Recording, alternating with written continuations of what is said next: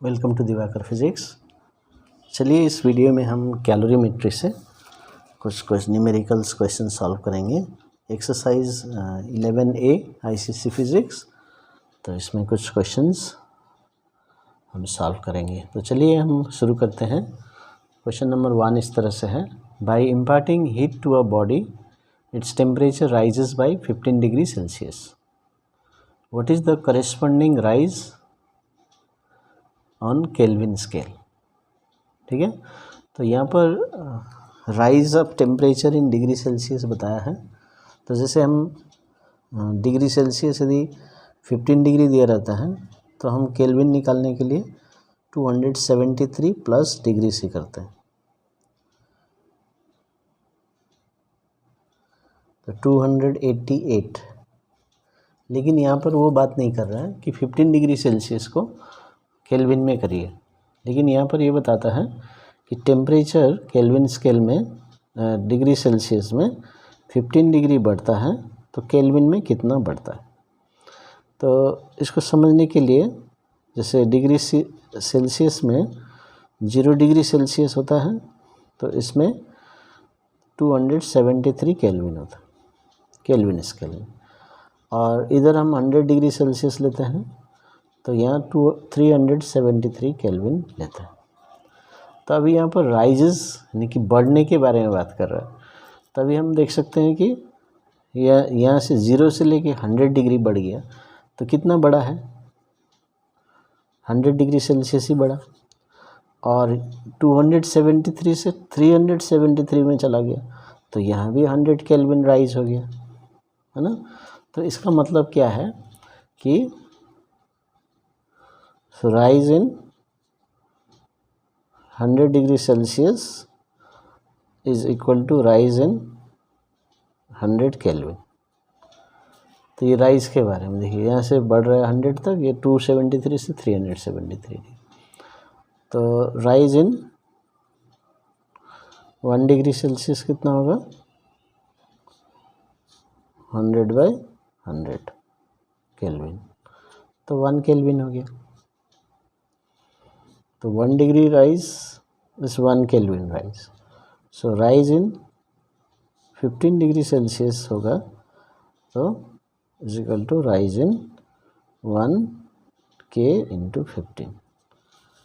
इसका मतलब है 15 केल्विन। तो 15 डिग्री सेल्सियस बढ़ेगा तो 15 डिग्री केल्विन भी बढ़ेगा, ठीक है। लेकिन 15 डिग्री सेल्सियस का मतलब है 288। तो ये नहीं पूछ रहा है कि 15 degree Celsius is equivalent to what temperature in Kelvin, लेकिन राइज के बारे में बता रहा है। तो ये कॉन्सेप्ट फॉलो करना। तो चलिए अब दूसरे क्वेश्चन में जाते हैं। तो दूसरा क्वेश्चन इस तरह से है, 2A, calculate the heat capacity of copper vessel of mass 150 gram if the specific heat capacity is 410 joule पर केजी पर केल्विन। तभी यहाँ पर क्या क्या दिया है पहले हम लिख लेते हैं। तो मास दिया है 150 ग्राम और C दिया है 410 जूल पर केजी पर केल्विन। तभी यहाँ पर एक ध्यान देने वाली बात है कि यहाँ पर देखिए पर केजी में दिया है और ये मास ग्राम में दिया है, तो इसको हम कन्वर्ट कर लेते हैं केजी में, ठीक है।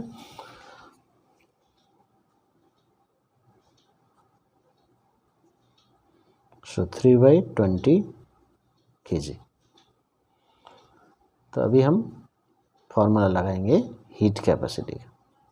अभी देखिए हीट कैपेसिटी का फॉर्मूला होता है Q/ΔT, लेकिन ये यहाँ पर कोई काम का नहीं है। तो और एक फार्मूला होता है H = m × C। Heat capacity is equal to mass into specific heat capacity. तो अभी देखिए हमें मास दिया है, C दिया है, तो हम ये नहीं लगाएंगे इस केस में, ये फार्मूला लगाएंगे।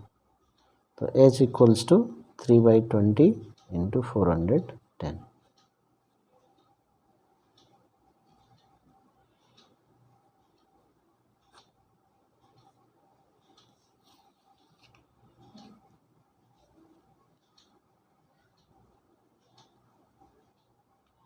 जूल पर केल्विन, क्योंकि यहाँ केल्विन में दिया है और ये जूल में दिया, तो ये हो गया आंसर। ठीक है, तो ये दो फार्मूला है हीट कैपेसिटी के लिए, लेकिन अकॉर्डिंग टू गिवन इंफॉर्मेशन हमें ये यूज़ करना है, जो वैल्यूज़ दिए हैं उसके हिसाब से फार्मूला यूज़ करेंगे। ठीक है, अगला क्वेश्चन इस तरह से है, to be how much heat energy will be required to increase the temperature of the vessel in part A from 25 degree Celsius to 35 degree Celsius. तभी हमें क्या क्या दिया है यहाँ पर, पार्ट ए में हमने हीट कैपेसिटी निकाल लिया 61.5 जूल पर केल्विन, और यहाँ पर डेल्टा टी दिया हुआ है 35 माइनस 25 डिग्री सेल्सियस, इसका मतलब 10 डिग्री सेल्सियस। तो देखिए हमें चेंज इन टेम्परेचर चाहिए, तो 25 डिग्री से 35 तक गया है, तो 35 माइनस 25। तो अभी हम हीट एनर्जी निकालना है, तो हीट एनर्जी हम H डेल्टा टी यूज़ कर सकते हैं, और इस क्वेश्चन में हम MC डेल्टा टी भी यूज़ कर सकते हैं। अभी आपको कौन सा यूज़ करना है वो आप डिसाइड कीजिए, दोनों से कर सकते हैं। जैसे यहाँ पर फर्स्ट क्वेश्चन में ये वैल्यू मिला था H, और यहाँ दिया है डेल्टा टी, तो आप इससे आसानी से कर सकते हैं, और ये भी पर केल्विन, और इसको 10 डिग्री केल्विन भी लिख सकते हैं।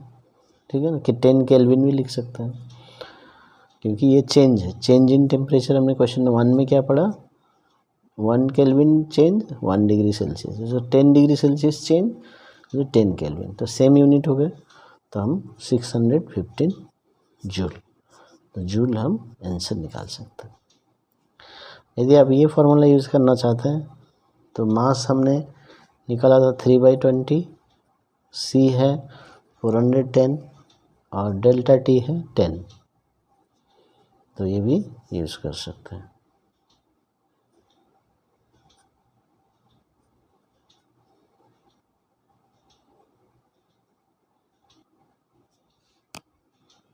तो देखिए दोनों में सेम आंसर आएंगे, तो आपको जो आसान लगे वो आप कीजिए। तो आसान ये लग रहा है तो ये भी कर सकते हैं, ये भी कर सकते हैं।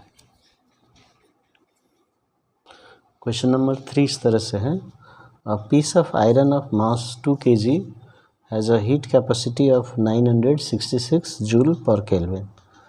फाइंड फर्स्ट है heat energy needed to warm it by 15 degree Celsius, and second है its specific heat capacity.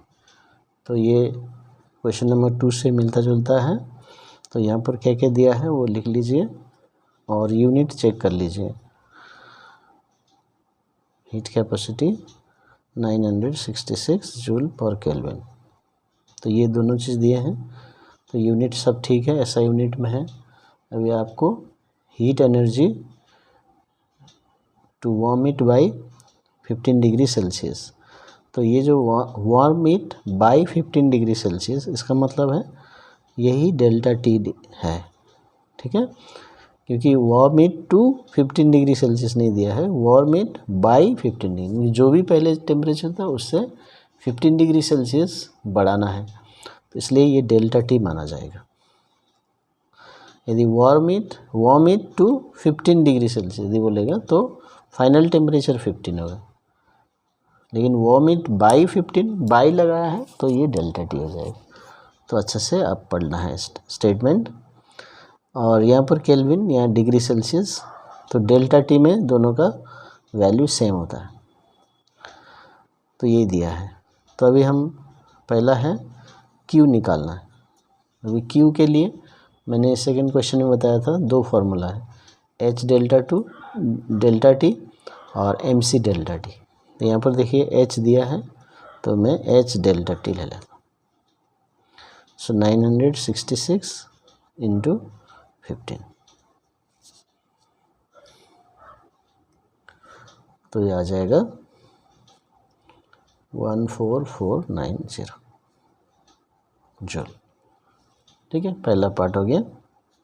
Second part के लिए इट्स स्पेसिफिक हीट कैपेसिटी। अभी स्पेसिफिक हीट कैपेसिटी का दो फार्मूला से निकाल सकते हैं, Q by M delta T, तो ये बेसिक डेफिनेशन से हो गया, और C is equal to H by M, ये भी फार्मूला है। तो देखिए H भी दिया है, M भी दिया है, तो शायद ये फार्मूला आपको ज़्यादा आसान लगे। और यदि फार्मूला याद नहीं है, क्योंकि ये ज़्यादा यूज़ होता है, ये याद है तो ये भी कर सकते हैं, कोई दिक्कत नहीं है।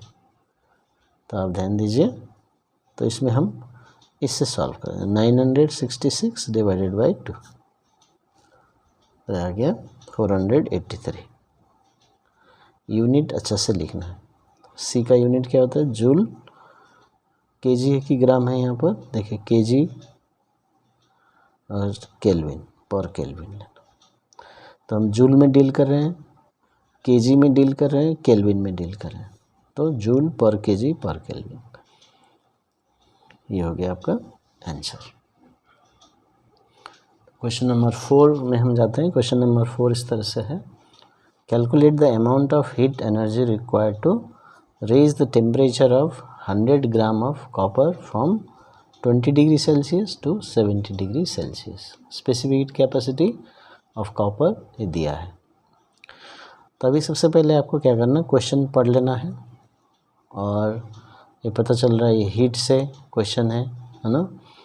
तो क्या क्या दिया है, मास दिया है, तो सब लिख लीजिए क्या क्या वैल्यूज़ दिए हैं। मास m, डेल्टा टी दिया है 70 माइनस 20, तो ये 50 डिग्री सेल्सियस। देखिए 20 डिग्री से 70 डिग्री तक चला गया, तो कितना चेंज हुआ, तो वो डेल्टा टी डिग्री सेल्सियस।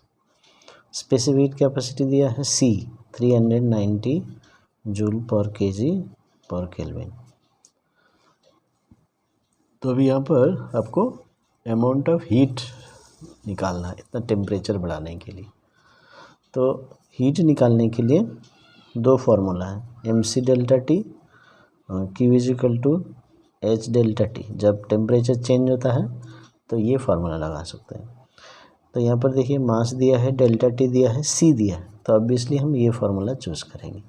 ये हम इस क्वेश्चन में यूज़ नहीं करेंगे, क्योंकि M दिया है, C दिया है, डेल्टा टी दिया।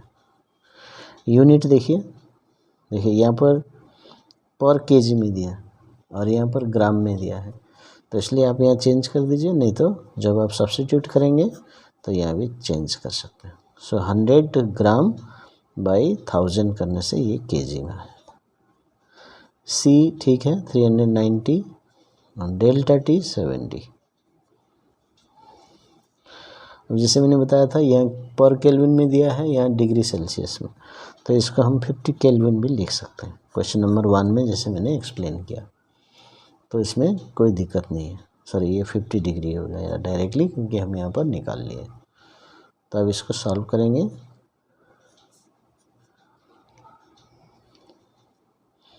तो हमारा आंसर आ जाएगा।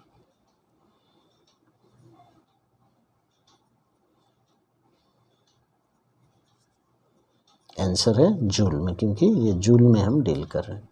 तो याद रखिए, सिर्फ आंसर निकालने से नहीं होगा वैल्यू, आपको सही यूनिट भी लिखना है ICC में, नहीं तो मार्क्स आपका डिडक्ट हो जाएगा। ठीक है, तो ये हो गया क्वेश्चन नंबर 4। क्वेश्चन नंबर 5 इस तरह से, क्वेश्चन नंबर 5 में 1300 joule of heat energy is supplied to raise the temperature of 0.5 kg of lead from 20 degree Celsius to 40 degree Celsius. Calculate the specific heat capacity. Specific heat capacity of lead. ठीक है, तो अभी क्या क्या दिया है यहाँ पर, देखिए हीट दे दिया है हमें, है ना। तो Q लिखे 1300 जूल, मास दिया है, फिर डेल्टा टी दिया है 40 minus 20 degree Celsius, that is 20 degree Celsius, और हमें निकालने बोला है स्पेसिफिक हीट कैपेसिटी। तो ये फार्मूला से हम डायरेक्ट निकाल सकते हैं। तो C का बेसिक फार्मूला है Q/m डेल्टा T। जैसे पिछले क्वेश्चन में C is equal to H/m, तो ये भी फार्मूला से भी हम C निकाल सकते हैं। इन्फॉर्मेशन क्या दिया, Q/m डेल्टा T, तो ये हम यूज़ कर सकते हैं डायरेक्टली। ठीक है, तो पुट कर देंगे लेकिन थोड़ा देर सोच के हम देख लेंगे यूनिट में क्या है, जूल, केजी, डिग्री सेल्सियस, तो सभी ठीक है units. So 1300 divided by mass हो गया 0.5 और डेल्टा टी हो गया 20। तो हम इसको सॉल्व कर देंगे तो हमारा आंसर आ जाएगा।